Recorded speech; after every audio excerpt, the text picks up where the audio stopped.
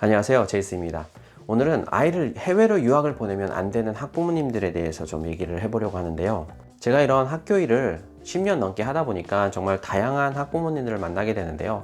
서구권의 학부모님들도 있고 아시아권의 학부모님들도 있는데, 그 중에서도 한국의 학부모님들이 조금 다른 나라의 학부모님들보다는 좀 많이 다른 부분이 좀 있어요. 그런 분들은 보면 아이를 해외로 유학을 보내놓고 상당히 그런 힘든 시간을 갖고 계신데요. 어떤 부류의 분들이냐면, 일단 조바심이 많으신 분들, 귀가 얇으신 분들. 먼저 조바심이 많으신 분들은 어떤 타입이냐면, 아이가 이제 유학 생활을 시작하는데 도착 첫날부터, 물론 도착 첫날에는 잘 도착했는지, 그리고 홈스테이는 어떤지 이렇게 연락을 할 수 있는 거는 당연한 거고요. 근데 그 다음날부터 매일매일 전화하셔가지고 아이한테 영어가 늘었니? 아니면 친구를 사귀었니? 라고 하는데, 솔직히 처음 한 달은 적응하기 되게 바쁜 시간이에요. 그래서 그런 질문들이 솔직히 아이들한테는 상당히 많은 부담감으로 다가오기도 하고요. 그리고 또 하나는, 그리고 그런 어머님들은 보통 이제 아이가 눈앞에 있지 않으니까 일을 하면서도 아이의 모습이 자꾸 아른아른거리고, 그래서 연락을 하게 되고.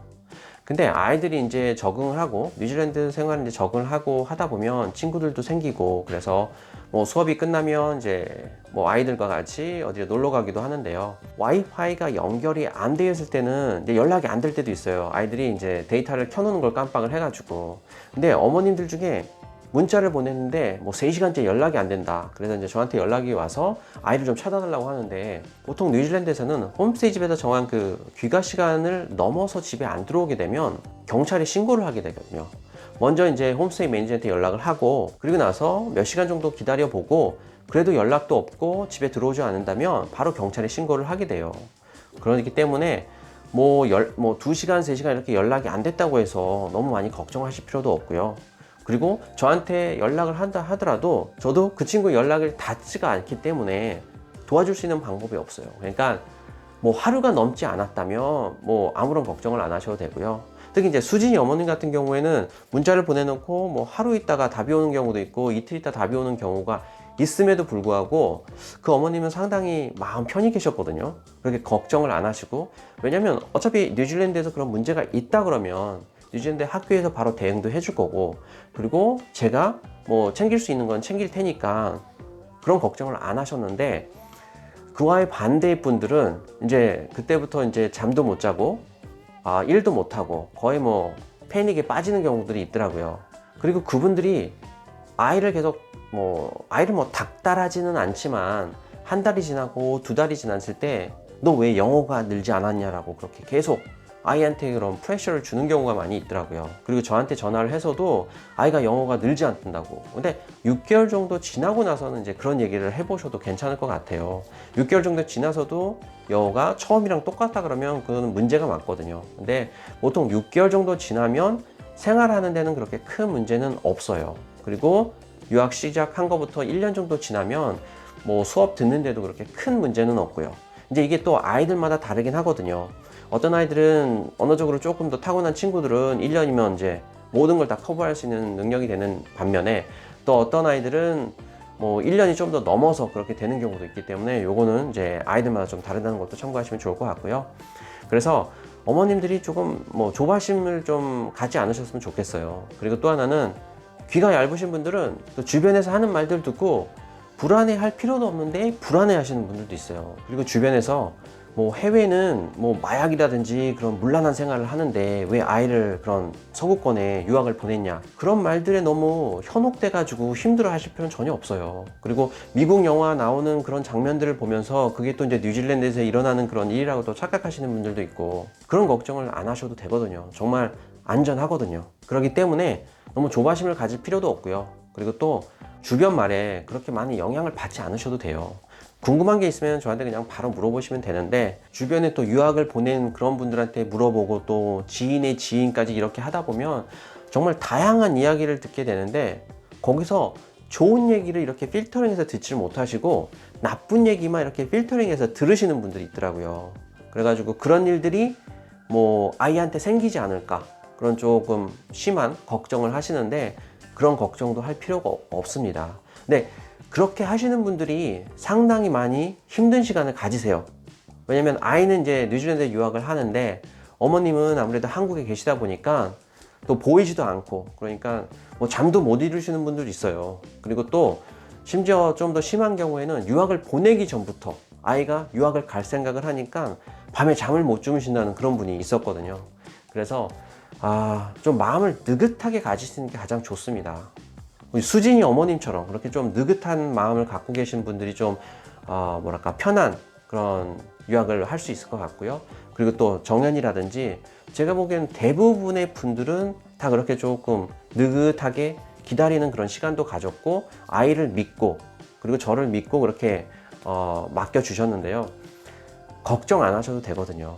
그러니까 뭐 이걸 보시는, 그리고 이제 앞으로 유학을 보내기로 이미 하신 분이나 그리고 보내실 예정인 분들은 이거를 잘 참고하시면 좋을 것 같고요.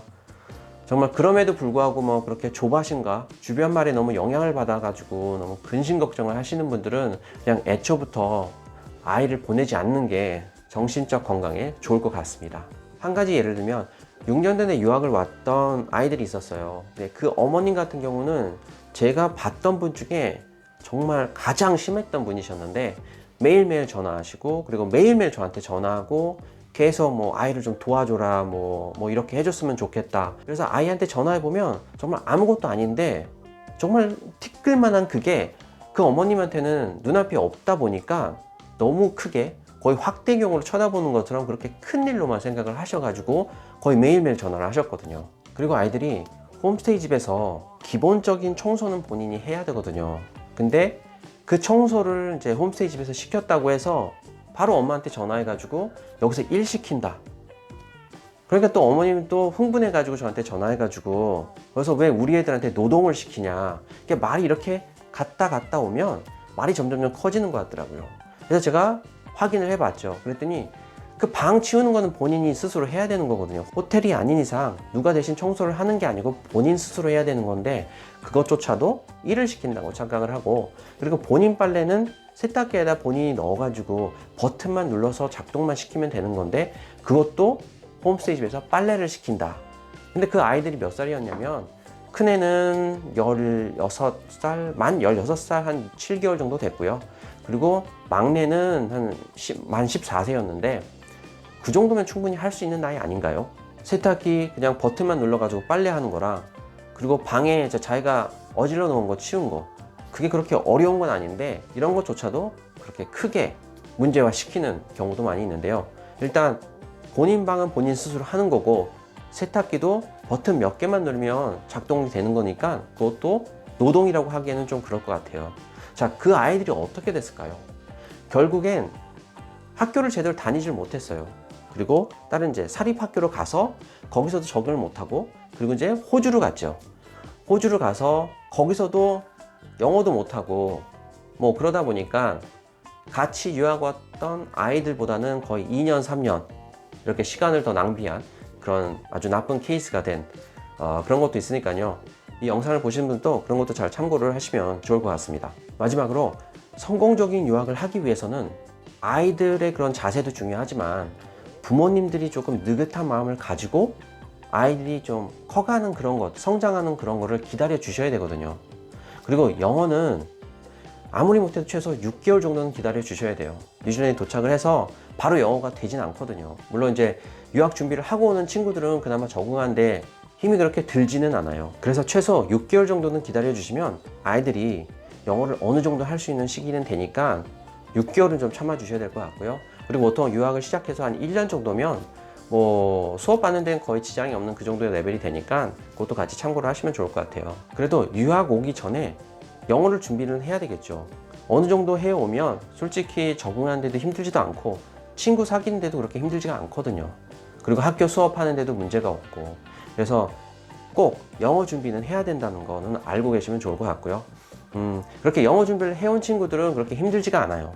그래서 일반적으로 그런 준비 없이 온 애들이 만약에 최소 6개월이 필요하다 그러면 이런 친구들은 솔직히 2, 3개월이면 충분히 적응하는데 문제가 없으니까 그것도 같이 참고를 하시고요. 자, 오늘은 아이를 유학 보내면 안 되는 학부모의 유형에 대해서 얘기를 해봤는데요. 이 영상이 도움이 조금이라도 되셨다면 구독과 좋아요를 눌러주시면 감사하겠습니다.